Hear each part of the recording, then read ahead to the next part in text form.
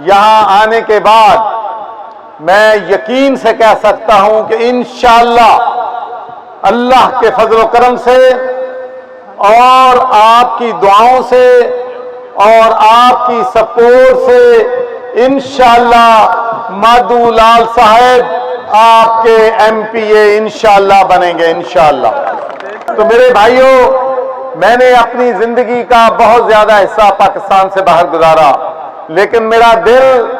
میرا دماغ، میری محبت ہمیشہ پاکستان اور پاکستان کے لوگوں کے ساتھ رہی۔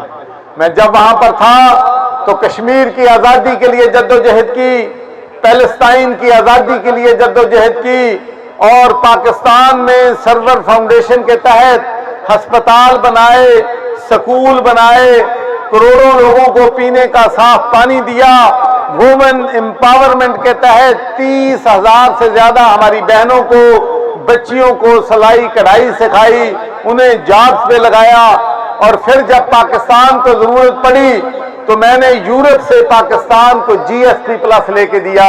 جس کی وجہ سے پاکستان کی بزنس کمیونٹی کو $20 بلین کا فائدہ ہوا ہے۔ میں نے کووڈ-19 کے دوران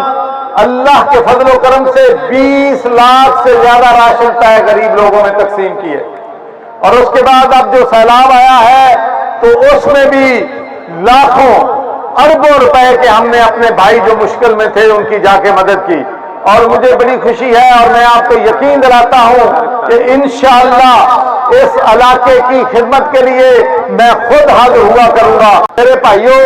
اپنا ووٹ دین تو پہلے سوچو کہ جڑا تہاڈا MP ہے گا، MNA ہے گا،